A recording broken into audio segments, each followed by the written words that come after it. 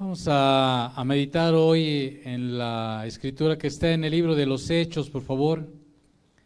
Hechos capítulo 2,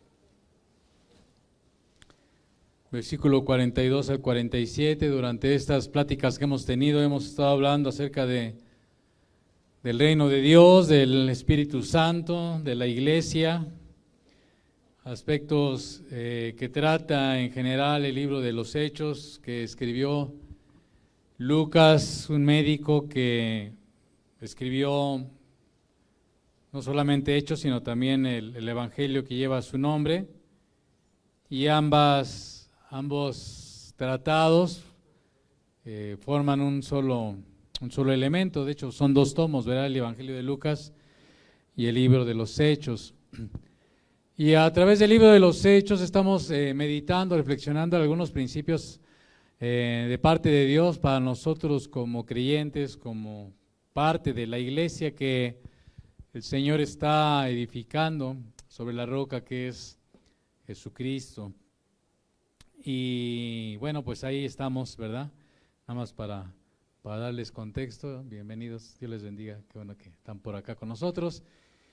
Y bueno, estamos ahí en Hechos capítulo 2, versículo 42. Recuerde que Pedro da algo que se le llama un primer discurso después de que desciende el Espíritu Santo sobre esos 120 discípulos del Maestro que el Señor les mandó que esperasen a recibir la promesa del Padre. Promesa que el Señor les dijo iban a recibir y que ese Espíritu Santo les iba a dar el poder para ser testigos en Jerusalén, en Judea, en Samaria y hasta el último de la tierra. Y en esta escritura, pues vemos ese corolario después de que Pedro predica ese primer sermón. Vamos a leerlo y después vamos a seguir ubicándonos en el contexto. Y perseveraban en la doctrina de los apóstoles, en la comunión unos con otros, en el partimiento del pan y en las oraciones. Y sobrevino temor a toda persona y muchas maravillas y señales eran hechas por los apóstoles. Todos los que habían creído estaban juntos y tenían en común todas las cosas. Y vendían sus propiedades y sus bienes y lo repartían a todos según la necesidad de cada uno. Y perseverando unánimes cada día en el templo y partiendo el pan en las casas, comían juntos con alegría y sencillez de corazón, alabando a Dios y teniendo favor con todo el pueblo. Y el Señor añadía, cada día a la iglesia los que habían de ser salvos. Le decía que como resultado de este primer sermón en el Pentecostés, en esta fiesta del Pentecostés, dice la Escritura que los corazones de los oyentes fueron traspasados al comprender que habían pecado al llevar a la muerte al autor de la vida, pero como Pedro les decía, él no había permanecido muerto en el sepulcro, sino que había resucitado el tercer día. Ellos, al sentirse confrontados a este pecado en el que ellos habían muerto al dador de la vida, le preguntaban a Pedro, ¿qué haremos? Pedro, en respuesta a esta pregunta, les invitó a arrepentirse para el perdón de los pecados, a creer en el Señor Jesús como su Señor y como su Mesías, como su Salvador. Y como respuesta, en un acto de obediencia a ello, se bautizaron, ¿verdad? Se bautizaron. Ese día dice la Escritura que se convirtieron como 3,000 personas. Todo arrepentimiento, toda conversión genuina al Dios eterno, necesariamente debe producir cambios. Si alguien dice, pero no hay fruto digno de arrepentimiento, pues que diga lo que quiera, ¿verdad? Pero se necesita ver una vida transformada. Cuando la gente es tocada por el Dios vivo, cuando la gente se arrepiente, cuando la gente es traspasada, como ya habíamos meditado, por la palabra de Dios, hay un cambio, hay un efecto transformador, hay un cambio en la manera de pensar. Y lo que se anhela en el corazón de alguien que ha sido tocado por el Espíritu Santo es querer tener una intimidad, una comunión íntima con el con el Dios Todopoderoso. Eso es lo que se quiere, eso es lo que se anhela. Dice la palabra que antes estábamos separados, pero cuando nosotros entendemos que solamente a través de Jesucristo somos perdonados, santificados, justificados y limpiados, hay algo en nosotros que nos impele a buscarlo, a anhelar, tener tiempo con Él, a anhelar su presencia. Y queremos, por sobre todas las cosas, hacer la voluntad de ese Dios que entendemos que envió a su Hijo para rescatarnos. Deseamos experimentar, le repito, una intimidad con el Dios vivo y de vivir para agradarle a Él. Eso es el anhelo de un creyente genuino, de un creyente verdadero, no a alguien que se diga o se sienta simpatizante. Y ahorita vamos a ver otras cosas. Entonces necesariamente tiene que haber cambios, se tiene que experimentar. Lucas nos va a narrar algunos aspectos que caracterizaron a estos primeros creyentes y que de acuerdo a lo que nos enseñan las Sagradas Escrituras, son algo que la iglesia requiere vivir. Acuérdense que cuando hablamos de iglesia estamos hablando de creyentes genuinos, de creyentes verdaderos, de creyentes que han recibido al Señor. La iglesia no es una denominación, la iglesia no es una institución, la iglesia no es un edificio, la iglesia son creyentes genuinos, verdaderos, que han creído en Jesús como su Señor y Salvador, que tienen como norma de vida lo que está escrito en la palabra y que anhelan y desean por sobre todas las cosas hacer la voluntad del Dios, le repito, eterno. ¿En qué cosas perseveraban estos creyentes y que pues no son cosas que son del pasado, son cosas que Dios desea que nosotros vivamos en nuestro presente? Y aquí, como dice el Señor en Apocalipsis, el que tenga oídos para oír, oiga, el que entienda, entienda. Y pues nos vamos a poner porque luego dicen que nada más estamos aquí predicando, ¿no? No voy a ponerme a piedricar, así que yo nada más le voy a decir las cosas, y voy a tratar de abstener de ejemplos, y el que entienda, y entienda. El que quiera obedecer, que obedezca. El que quiera caminar en la voluntad del Señor, que quiera caminar en la voluntad del Señor. El que desee honrarle y glorificarle a Él por sobre todas las cosas, que lo haga, es su decisión. Y solamente nuestro deseo es que el Señor nos pueda usar para exponer lo más claramente que se puedan las verdades de su palabra.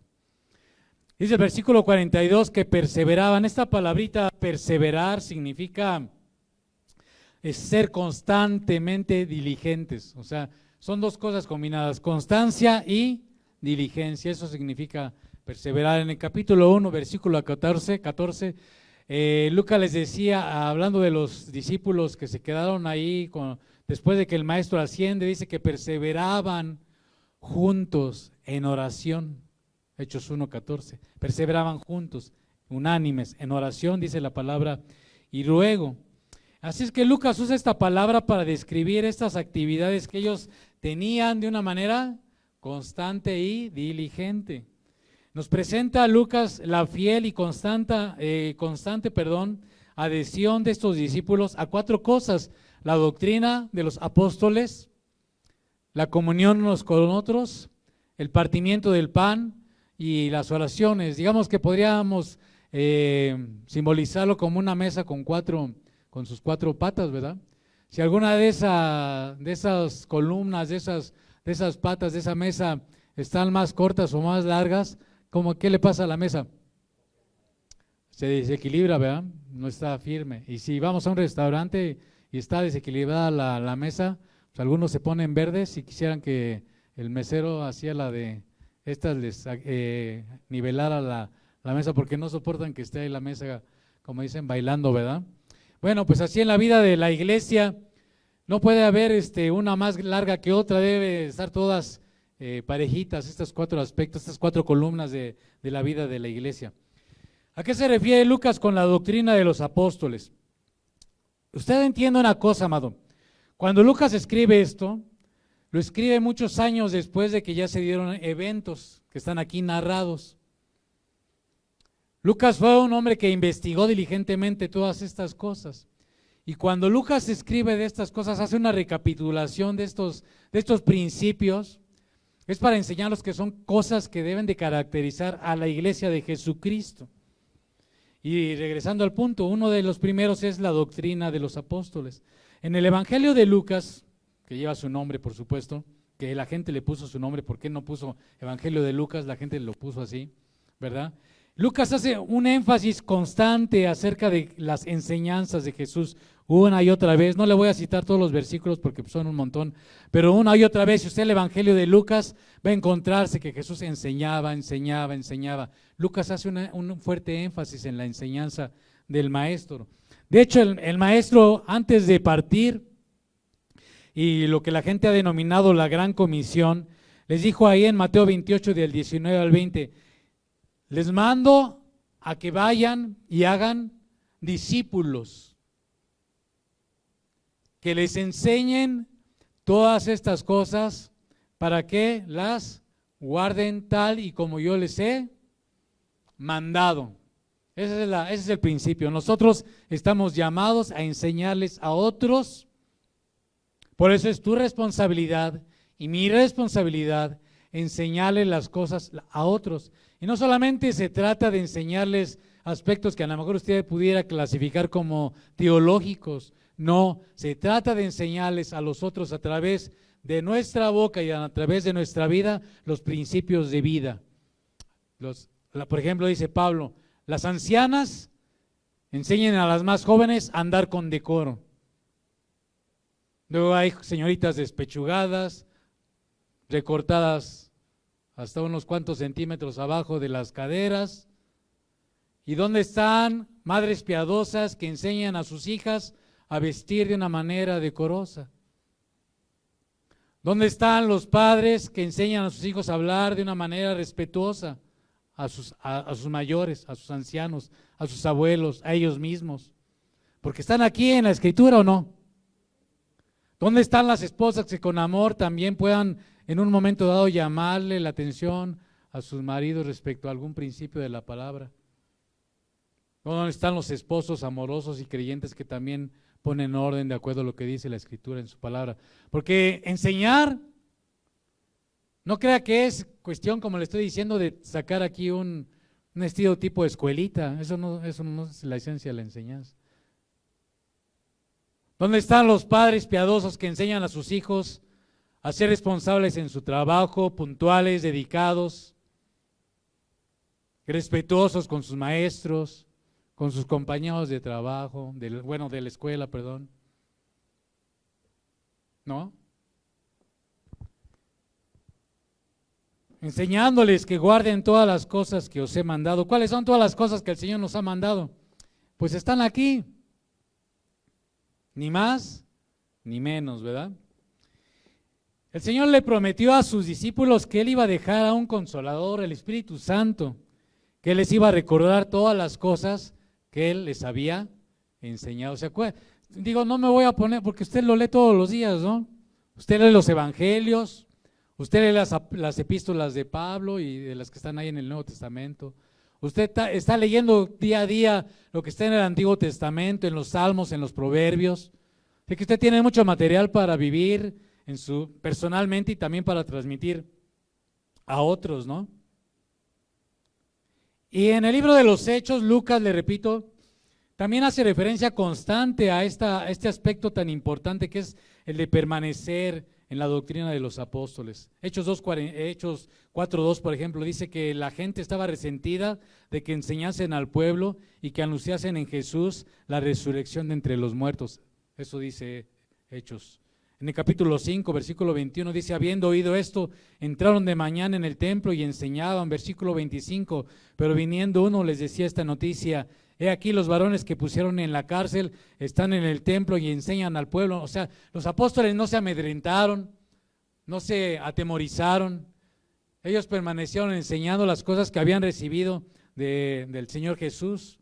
Versículo 28 del capítulo 5, le dijeron los gentes que los habían encarcelado, no les mandamos estrictamente que no enseñaran en ese nombre, y ahora habéis llenado a Jerusalén de vuestra doctrina y queréis echar sobre nosotros la sangre de ese hombre.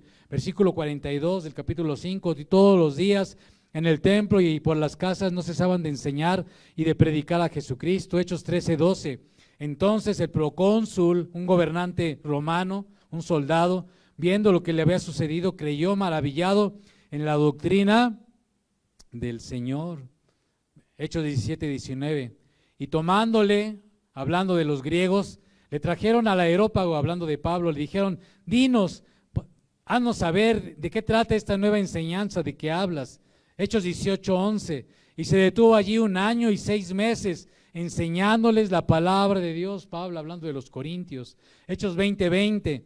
Y como nada que fuese útil, he rehuido de anunciaros y enseñaros públicamente y por las casas, Pablo despidiéndose de los de Éfeso. Hechos 28:31 remata Lucas en su tratado de Hechos, predicando el reino de Dios, hablando de Pablo estando en la cárcel, predicando el reino de Dios y enseñando acerca del Señor Jesucristo abiertamente y sin impedimento.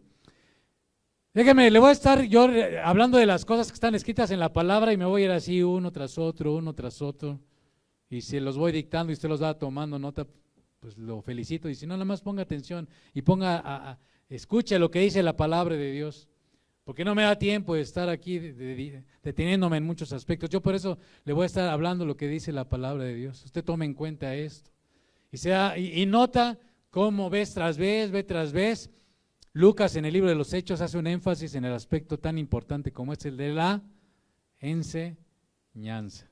Nosotros tenemos que aprender a meternos en la palabra, a escudriñar la Escritura, porque parece que en ella tenemos, dice el Señor Jesús le decía a la gente, tenemos palabras ¿de qué? De vida eterna. Podemos estar seguros de que esta doctrina de los apóstoles evidentemente correspondía con lo que ellos habían aprendido del Señor Jesús. 3 años pasaron ellos viendo, oyendo, viviendo junto con su maestro, lo que él decía, lo que él hacía, lo que él enseñaba. 3 años. Y ellos respondieron a esta invitación, este mandato del Señor, y lo hacían con valentía, como acabamos de leer en algunos versículos anteriormente.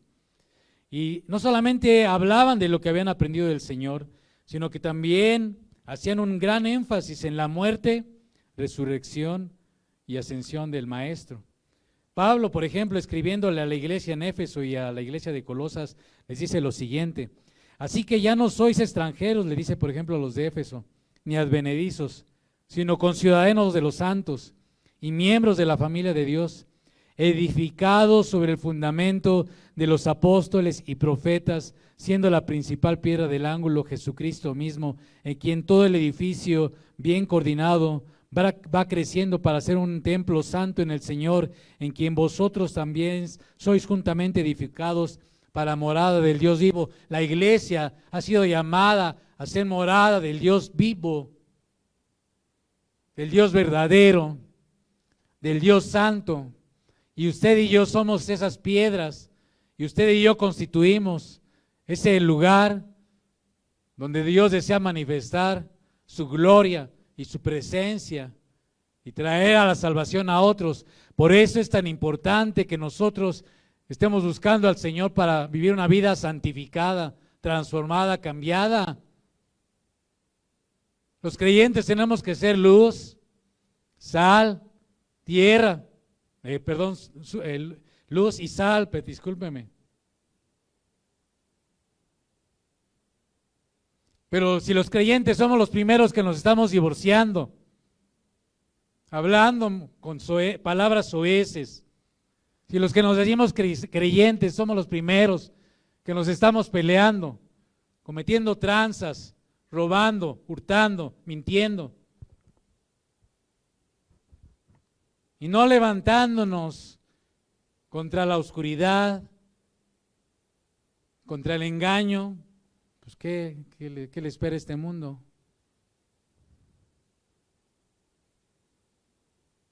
¿Sí me explico? Entonces tenemos que hacer una reflexión, amados, usted y yo, todos. Tenemos, por amor al Señor, que ser esto que el Señor nos dice aquí en su palabra: morada del Dios vivo, templo santo del Señor. Si usted no es creyente, pues por eso entiendo que a lo mejor sea lo que sea y viva como vive y haga lo que hace. Por tanto, le dice Pablo a los colosenses, de la manera que habéis recibido al Señor Jesucristo, andad en él, arraigados y sobreedificados en él y confirmados en la fe, así como habéis sido enseñados, abundando en acciones de gracias. Entonces, primer aspecto en el que ellos perseveraban en la doctrina de los apóstoles. Segundo aspecto, en la comunión unos con otros, dice la Escritura. Esta palabrita de comunión en el griego en el original es koinonía y significa comunión, asociación, comunicación, y siempre incluye de alguna manera la unidad humana. Nosotros, la iglesia, estamos unidos, coyuntados, hay un vínculo que nos une. A los muéganos los vincula y los une la miel, ¿no? Es un ejemplo tonto, pero, ¿verdad? A las familias, ¿qué las vincula? La sangre, ¿no? La sangre, los hijos, los padres, los esposos, los vincula la sangre. Si hablamos de alguien que trabaja en un empleo, en una fábrica, en una empresa, ¿qué lo vincula con su jefe y con sus compañeros de trabajo? ¿Qué es su vínculo? Pues precisamente esa empresa, esa fábrica, ese trabajo, ¿me explico? Pero a nosotros, ¿qué nos vincula? Pues no nos vincula la sangre, porque usted ni mi pariente es, ¿verdad? Y a lo mejor dice, pues ni quisiera yo ser tampoco su pariente, pero no nos vincula la sangre, no nos vincula un trabajo secular, ¿no? No nos vincula la afición a un deporte, si no estaríamos ahorita allá en el estado de Azteca echándole porras al Cruz Azul. ¿Qué nos vincula? La sangre de Cristo. Estamos hermanados porque somos creyentes, que nos une el amor de Cristo, amén. Esto nace de nuestra unión con el Señor. Fiel es Dios, dice Corintios 1, por el cual fuisteis llamados a la comunión con su Hijo Jesucristo, nuestro Señor. Fiel es Dios, fuimos llamados a tener una unión común, a estar enlazados con el Hijo de Dios. Y Corintios capítulo 2, capítulo 13 al 14 dice que la gracia del Señor Jesucristo, el amor de Dios y la comunión del Espíritu Santo sean con todos vosotros. Por eso, si somos creyentes genuinos, por eso le dice Pablo a los creyentes de Corintios, hablando de tener yugo desigual, no te puedes unir con un incrédulo, porque ¿qué comunión tiene la luz con las tinieblas? ¿Qué comunión tiene un creyente, hablando de la unión matrimonial, con un incrédulo? Porque nosotros, le dice Pablo al que estaba fornicando en 1 Corintios, le dice, ya no saben que aquellos que fornican y se dicen creyentes, no solamente están pecando contra su cuerpo al estar fornicando y teniendo relaciones sexuales extramaritales o fuera del entorno matrimonial, no solamente están pecando contra ustedes, sino que están pecando contra el cuerpo de Cristo. Aparten al que tal está haciendo eso, porque diciéndose creyente, vive como un impío.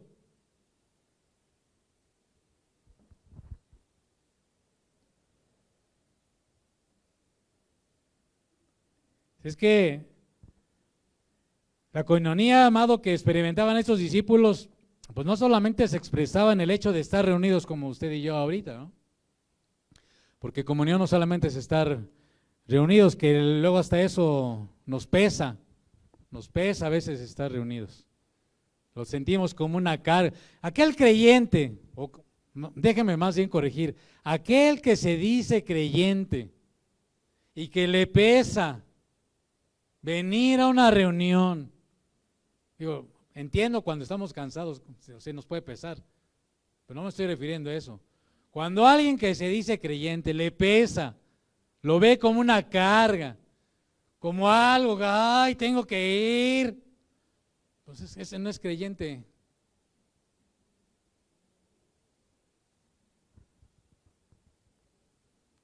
Porque un creyente genuino, un creyente que ha sido traspasado por el amor de Dios, no dice que es que tengo que ir.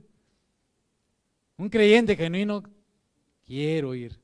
anhelo estar, deseo estar. Es mejor estar un día en tus atrios que 1000 fuera de ellos.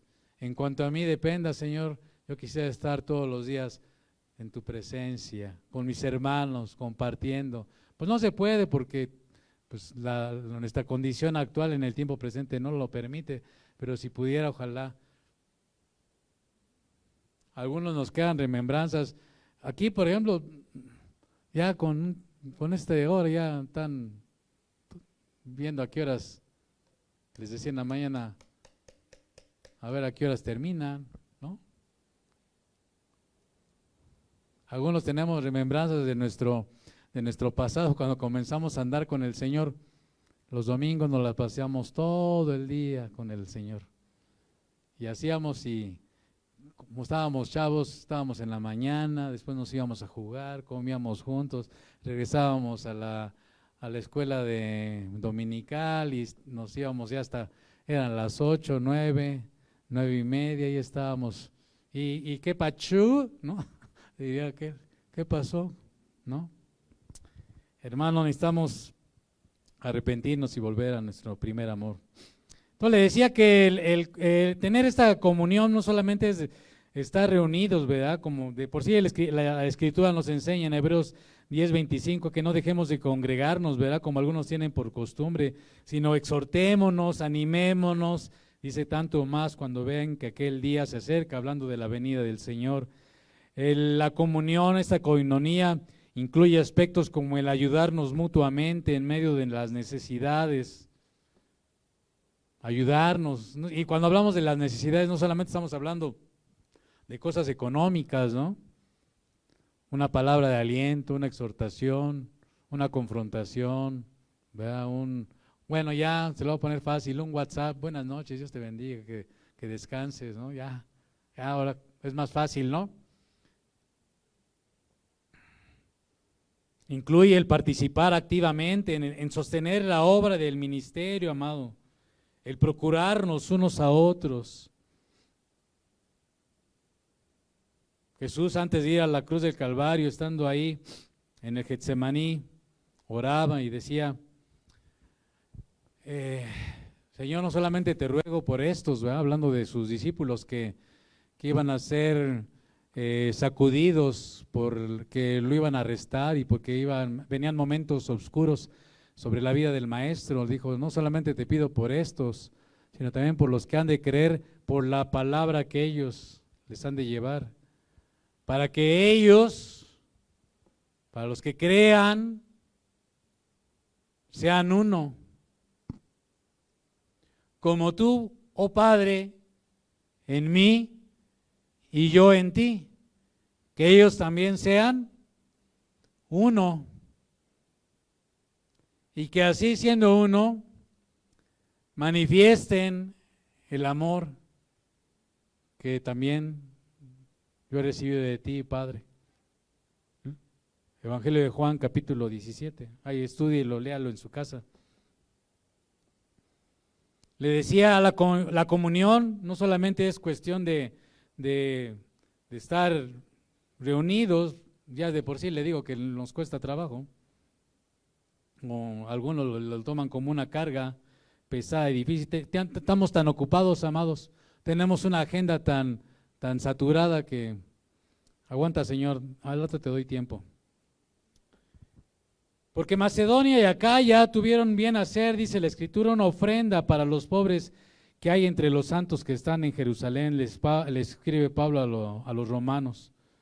Esta iglesia que veo ahorita ahí en Hechos 2, también tuvieron momentos de tribulación y de circunstancias difíciles, y hubo una hambruna, de tal manera que hubo un tiempo en el que, como dice Pablo a los romanos, la gente de otra provincia que se llamaba Macedonia y Acaya, que está ahí en el Asia Menor, por lo que es hoy Turquía, ¿verdad? Ellos juntaron una ofrenda para enviársela a los hermanos pobres que estaban padeciendo hambre ahí en Jerusalén.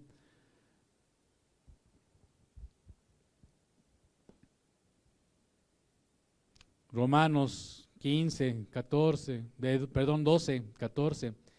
Dice Pablo a los romanos, sin embargo, bien hicieron en participar conmigo en mi tribulación. Perdón, aquí ya le dije una palabra por otra. Este es Filipenses 4, 14 al 20. Sin embargo, bien hicieron, le dice Pablo a los filipenses, en participar conmigo en mi tribulación, y sabéis también vosotros, oh filipenses, que al principio de la predicación del Evangelio, cuando partí de Macedonia, ninguna iglesia participó conmigo en razón de dar y recibir, sino vosotros solos. Algo que debe caracterizar a la iglesia es soportar, sostener la obra del ministerio. En el caso de Pablo, la gente no participaba de la obra, o sea, no crea que solamente algunos, sino también Pablo sufrió de eso, ¿verdad? Y los filipenses participaban con él de estas cosas. Pues aún a Tesalónica me enviaron una y otra vez para mis necesidades. Dice Pablo, no es que busque dádivas, Pablo no andaba poniendo anuncios de que colaboren para la obra del ministerio. Tiene que ser algo que nace del corazón de los verdaderos. El verdadero creyente, amado, no necesita que le estén diciendo ofrenda, ofrenda, da, participa. Porque el verdadero creyente sabe, entiende que la obra del ministerio se sostiene por medio de él, que es un partícipe de esta familia de creyentes. Dice, pero todo lo he recibido y tengo abundancia, estoy lleno, habiendo recibido de Epafrodito lo que enviaron, olor fragante, sacrificio acepto, agradable a Dios. Mi Dios pues suplirá todo lo que os falta conforme a sus riquezas en gloria en Cristo Jesús. Hebreos 13:16 dice, de hacer bien, de la ayuda mutua, no os olvidéis, porque de tales sacrificios se agrada Dios. Entonces, ¿cuáles son nuestros sacrificios que podemos hacerle a Dios también? Pues dice, de hacer bien y de la ayuda mutua, ¿verdad? Tesalonicenses, capítulo 5, versículo 11, por lo cual animaos unos a otros y edificaos unos a otros, así como lo hacéis. Romanos 12, del 9 al 16, el amor sea sin fingimiento, aborreced lo malo, seguid lo bueno, amaos los unos a los otros con amor fraternal. Estas palabras Pablo no se las está escribiendo a los impíos, no son palabras para los impíos, son palabras para los creyentes. Si usted es un creyente, estas palabras son para usted. ¿Verdad? Ya sé que ya están, yo sé que el calor los abochorna y que pues a lo mejor yo también los abochorno, ¿verdad? Pero haga un esfuerzo por estar despierto, por favor. Digo, usted dice que está perseverante, entonces ¿para qué vino? Mejor no hablo. En cuanto a honra, prefiriéndonos los unos a los otros, en lo que requiere diligencia, no perezosos, fervientes en espíritu, sirviendo al Señor, gozosos en la esperanza, sufridos en la tribulación, constantes en la oración, compartiendo para las necesidades de los santos, practicando la hospitalidad. Bendecid a los que os persiguen, bendecid y no maldigáis, gozaos con los que se gozan, llorad con los que lloran, unánimes entre vosotros, no altivos, sino asociándonos con los humildes. No sean sabios en vuestra propia opinión, pero pues si entramos como chiflido y nos salimos como chiflido,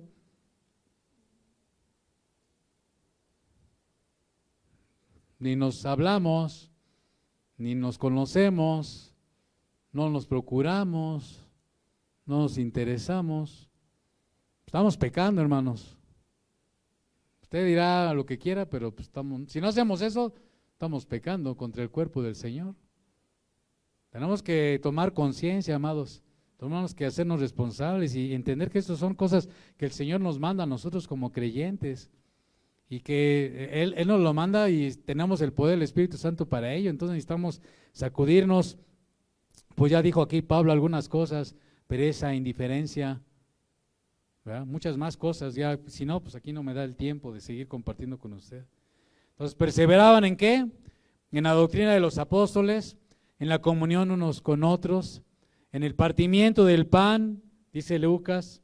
Cuando Lucas se refiere aquí al partimiento del pan, algunos pueden pensar que se refiere a la comida, pero no, por el hecho de que está entremezclado, entrelazado con cosas de carácter espiritual, como es la doctrina de los apóstoles o la enseñanza, la comunión y las oraciones, pues más bien podríamos nosotros inferir y entender que se refiere a ese acto que nosotros hemos denominado la Cena del Señor. La Cena del Señor, cuando la celebran la iglesia, Es un acto en el que nosotros participamos del pan que representa el cuerpo de Cristo y el vino que representa la sangre que el Señor derramó en la cruz del Calvario. Y para el creyente es un recordatorio de la muerte redentora del Señor y una proclamación de su segunda venida. Por eso dice la Escritura que ellos perseveraban también en el partimiento del pan. Era algo que ellos hacían constantemente, ¿verdad? Pablo, antes de despedirse de unos hermanos que vivían en Troas, dice lo siguiente en la Escritura, en Hechos, capítulo 20, versículo 7. Dice, el primer día de la semana, reunidos los discípulos para partir el pan, Pablo les enseñaba, habiendo de salir al día siguiente, y alargó el discurso hasta la medianoche. No, pues aquí sí, apenas si con una hora y con calor dicen, ay, ya que se calle, ya que se calle, ya que se calle. Ahí Pablo, bueno, es que dicen, pues Pablo era Pablo, ¿verdad? Y sí, claro, Pablo era Pablo. Y algo que luego nos consuela a los predicadores es que pues, no somos los únicos a los que los creyentes se le duermen, ¿verdad? A Pablo también se le dormían, pero pues después de estar predicando hasta la medianoche, ¿no? Aquí ya por 45 minutos ya están ahí. Dios, ayúdanos. Ayúdanos. Ya aquí hasta tenemos el cronómetro, ¿no? Chic, chic, chic. Bueno, yo por eso me lo pongo, porque si no, para que no me regañen. En 1 Corintios capítulo 11, ahí usted estúdielo con calma en su casita. Pablo ahí habla de muchas cosas que tienen que ver con la cena del Señor, porque era algo que regularmente practicaba la iglesia. Y los corintios pues, tenían algunas cosas que tenían que ser afinadas, y Pablo pues ahí les jala las orejas de cosas que estaban haciendo de manera desordenada y les tiene que dar algunos lineamientos para que entendieran la trascendencia, la importancia de celebrar este acto de la cena del Señor como el Señor nos lo manda, tanto en forma como en actitud, ¿ok? No me voy a detener más porque pues, si no, no nos da tiempo. Entonces, la iglesia constantemente era diligente ¿en qué?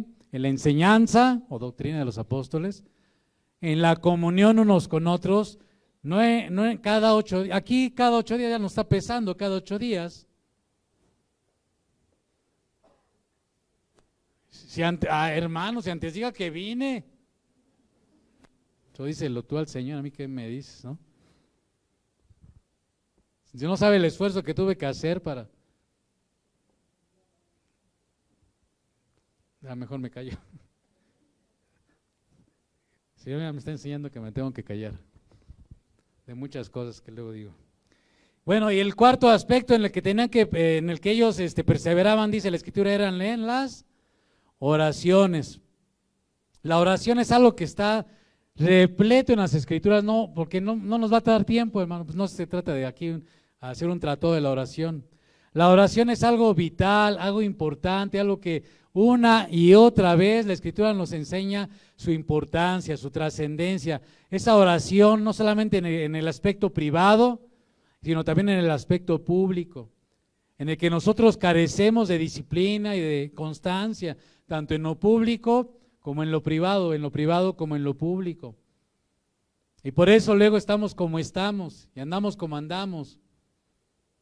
Usted agarre una concordancia, si tiene una computadora, póngale ahí en el buscador, concordancia bíblica, y le va a aparecer varios, ahí donde diga, mi concordancia bíblica, ahí le pica, o ahí le pucha, o ahí le hace el link, o como quiera decirle, ahí le pica, le sale una ventanita, del lado superior izquierdo hay un buscador y le pone oración, le pone search, buscar, no sé cómo se dice en francés o en chino, le pica, y le va a salir una listotota de todos los versículos, de todas las referencias que hay respecto a la oración. Y empieza una por una, esa es su tarea, una por una. Y cuando acabe, ya, volvemos acá, nos vemos. No, esto a lo mejor dice, ay, qué sangrón. Lo que quiero decirle es que no nos vamos a detener aquí en este punto porque hay mucho que decir, ¿verdad?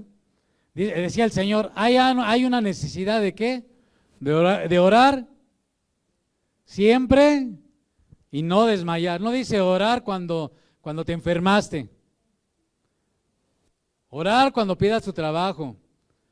Orar cuando tu marido o tu marida se hayan puesto punks o tus hijos se hayan puesto acá locos. No, hay una necesidad de orar, ¿qué? Siempre, y no desmayar. Hay una necesidad, amado. Dice la iglesia que ellos perseveraban en las ¿qué? Amado mío. Una de las reuniones en las que hay menos asistencia de las iglesias en general, pero no vamos a hablar en general, vamos a hablar de Centro Cristiano Vistahermosa, es la reunión de oración. Y usted podrá decir el sereno, lo que quiera. No, el refrán dice de otra manera, pero para no quemarme más. Usted podrá decir lo que quiera, pero necesariamente tenemos que ponernos de acuerdo en algunos aspectos, ¿no? Hace 8 días celebramos con la familia un cumpleaños. Pues tuvimos que ponernos de acuerdo unas semanas antes para ver qué día y cómo iba a estar el argüende, ¿no? De la comida familiar. Y ya, algunos pudieron, algunos otros no pudieron, pero ahí estaba. Teníamos que ponernos de acuerdo para ese evento. Como iglesia, digo, usted puede orar a la 1 de la mañana, usted puede orar a las 2 de la mañana, a las 5 de la mañana, a las 2 de la tarde, a las 23:55, a lo que usted quiera. Ese es un asunto de carácter privado. Pero cuando hablamos de este tipo de oraciones, tenemos que ponernos de acuerdo. Y aquí en Vistahermosa, en este centro cristiano, en esta iglesia local, hemos decidido apartar un tiempo. Digo, si lo sometemos a votación, nunca nos vamos a poner de acuerdo. Porque si no es la abuelita, va a ser el perrito, y si no es el perrito, va a ser la tía Chonita y el evento fulano, y nunca nos vamos a poner de acuerdo. Entonces dijimos, bueno, aquí la iglesia, los creyentes, los discípulos del Señor Jesús, vamos a estar reunidos juntos, unánimes, orando los segundos domingos de cada mes. Ay, hermanos, ¿y por qué no pensaban en el Día del Padre?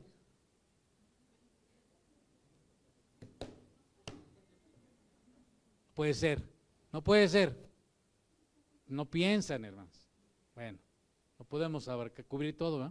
Entonces, cada segundo domingo de mes nos pusimos de acuerdo para orar. ¿A qué hora? A las 2, a las 5, hermano. Cada segundo domingo de mes. Y eso se lo dejo a usted de tarea. Usted podrá decir lo que quiera, pero salvo que usted ya se ha ido con el Señor, que usted esté discapacitado en cuanto a su salud, lo hayan metido a la cárcel por causa del testimonio del Señor Jesús, por causa de un evento de fuerza mayor, ya el pasado ya es pasado. Yo me voy a preguntar dentro de 8 días, a las 5 de la tarde, viéndolos a todos a los ojitos.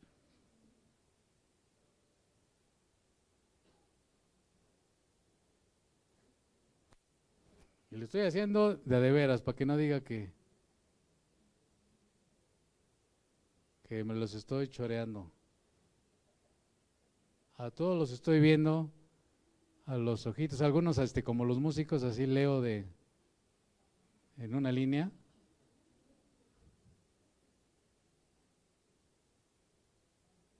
Quisiera preguntarme dentro de 8 días por qué no lo voy a ver. El que entienda, entiende, y el que quiera venir y aprender del Señor, eso ya es su asunto. Y sobrevino temor a toda persona, y muchas maravillas y señales eran hechas por los apóstoles, ¿verdad? Yo entiendo a los hermanos que nos visitan, eso, pues, los entiendo ustedes, hermanos, pues no se sientan, que ay, este hermano ya me puso aquí. No, estoy hablando a la familia, estoy hablando a los que se dicen miembros del Centro Cristiano Vistahermosa. ¿Sí me estoy explicando? Entiendo, hay hermanos que pues, ahorita incluso no han venido a las reuniones que tenemos pues por causas de fuerza mayor. Los entiendo, mis hermanos. Pero hermano, si usted puede, ya, ¿para qué le sigo? Entonces, dice la palabra que como resultado de que estos hermanos nuestros amados perseveraban en estas cosas, dice la Escritura en el versículo 43, sobrevino temor a toda persona. Ellos veían las maravillas y señales que eran hechas por los apóstoles. Dios desea, amado, seguir haciendo maravillas y señales en medio de su pueblo. Pero el Señor también desea que su pueblo, ¿qué haga? Pues esto que acabamos de repasar, ¿no? De perseverar en la enseñanza, perseverar en la comunión, perseverar en las oraciones, pues que se vea una transformación en nosotros como pueblo de Dios, que se vea esta luz, que salemos, ¿verdad? Es que esta comunidad era una comunidad que estaba impactando a su sociedad de su tiempo y sobrevino, dice, temor a toda persona, y muchas maravillas y señales eran hechas por mano de los apóstoles, ¿verdad? Estas gentes veían, y esto que veían, estas señales y esos prodigios, produjo en ellos, discúlpenme un momento por favor, produjo en ellos un temor reverente ante las manifestaciones del poder de nuestro Dios. Ellos eran testigos, ¿verdad?, de este gran poder, de estas manifestaciones de nuestro Dios vivo, ¿verdad? Y las maravillas y señales, amado, son algo que Dios desea para revelarse a sí mismo, ¿verdad? En el caso de la iglesia, como podemos ver, y también en estos tiempos, es para respaldar el testimonio de aquellos que anuncian su palabra, y también en el presente, como le repito, y ponen de manifiesto esta realidad de nuestro Dios Todopoderoso, que no obra por capricho. O sea, las maravillas y señales no son para el lucimiento de la gente, ¿eh? No es para que digan, ay, mira, en esa iglesia. Para eso no son las señales y los prodigios. Las señales y los prodigios son para dar testimonio de que hay un Dios vivo y que la gente necesita volverse a ese Dios vivo. No son por capricho y no son para saciar nuestro morbo y nuestro antojo. ¿De acuerdo? Dios va a hacer sus señales y sus maravillas para engrandecer su nombre, para respaldar su obra. Y bueno, aquí seguimos leyendo, ¿verdad? Esto que ellos perseveraban y en lo que ellos participaban, pues los llevaba, dice el escritor en el versículo 44, dice, todos los que habían creído estaban, ¿qué? Juntos, otra vez esta palabra, a ver este juego de palabras, y tenían en común todas las cosas, y vendían sus propiedades y sus bienes, y repartían a todos según la necesidad de cada uno. A primera vista, algunos llegan a pensar que se trataba de un comunismo del primer siglo, evidentemente sin el ateísmo del comunismo actual. Sin embargo, no se está refiriendo a eso. Esto no se trata de un comunismo primigenio, ¿no? Porque ni siquiera se acerca al comunismo moderno. El comunismo moderno es un sistema que funciona de arriba hacia abajo. Es un sistema en el que las cosas se dan a la fuerza, ¿verdad? La gente, ¿verdad?, es forzada. En el caso de esta iglesia primitiva, de estos hermanos creyentes primeros, ellos hacían las cosas de una manera voluntaria. Así que nada tiene que ver con que ellos eran algunos gentes de alguna corriente teológica piensan que esto era un comunismo, como le repito, así primigenio, pero de ninguna manera, ¿verdad? Estos creyentes eran dueños de las posesiones que tenían y de una manera voluntaria ellos las ofrecían y las vendían para cubrir, satisfacer determinadas necesidades que tenían ellos en ese momento, ¿verdad? Dice el versículo 45, y repartían a todos según la necesidad de cada uno. No es como los farsantes apóstoles, profetas y maestros, pastores de la prosperidad, ¿no? Que dicen, es que usted invierta en el reino de los cielos, ¿verdad? Como si esto fuera la bolsa mexicana de valores, ¿no? O sea, el reino de los cielos no es la bolsa mexicana de valores, ¿no? Donde usted mete un peso y va a obtener, pon atención pequeñitas, no se distraigan.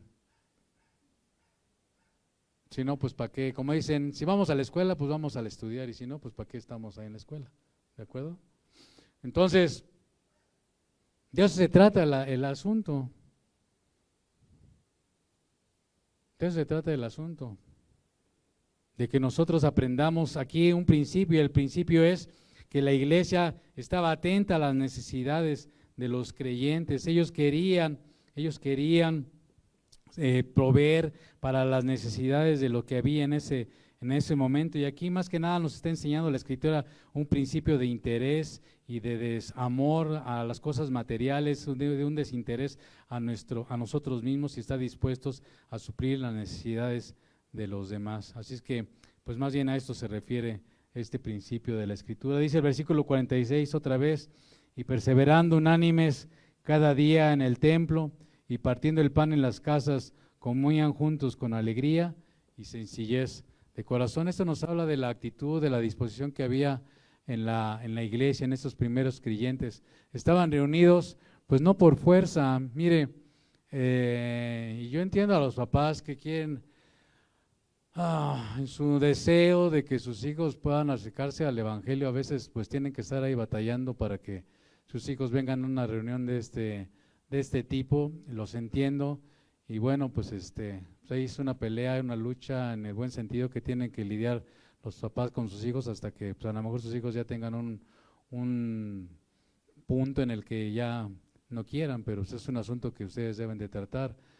Pero en términos generales, yo le animo, yo le invito, si usted viene a una reunión así como esta, debe tener una motivación. Y esa motivación debe de nacer de un corazón en el que nosotros deseamos adorar a Dios. Si no, pues a lo mejor sí usted va a oír, y en la medida en que usted oiga más verdades, y eso es a veces una situación también de doble filo, en la medida en que nosotros oímos las verdades de Dios,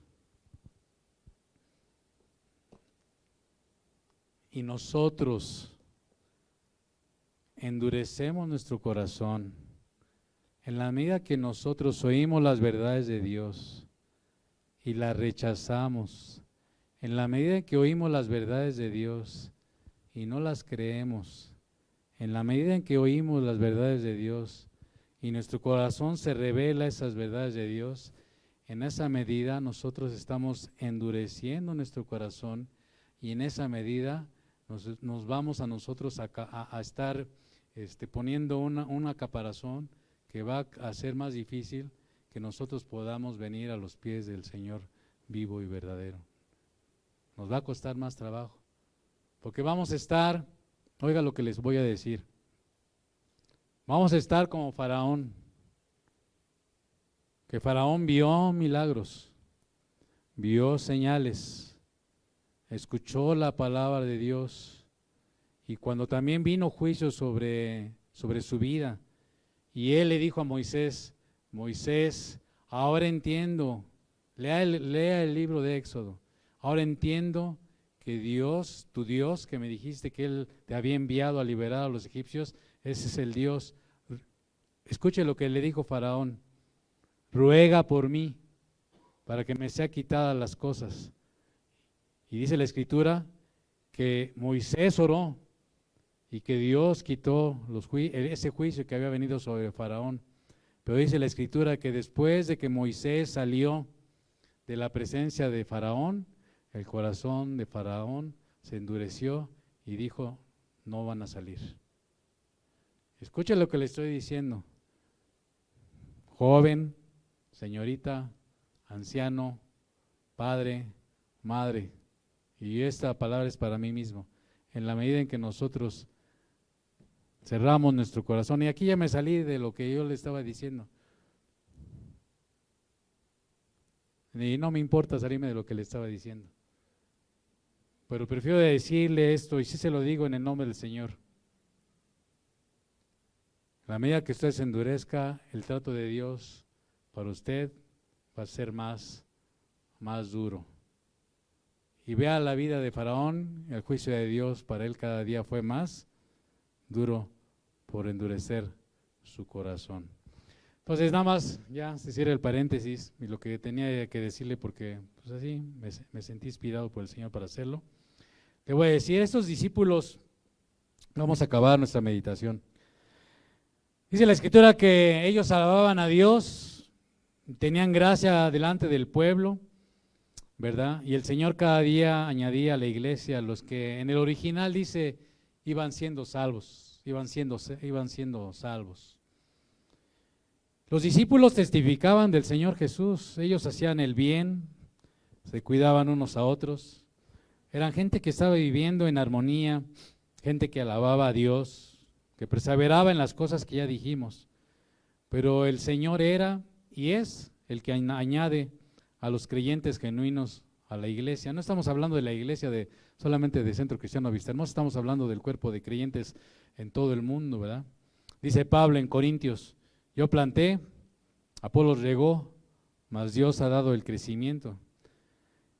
Muchas iglesias, amado, hoy se preocupan por crecer en número y adoptan diversas modas para atraer a la gente, luces de colores, escenarios muy espectaculares, shows o cultos que parecen más shows que otras cosas.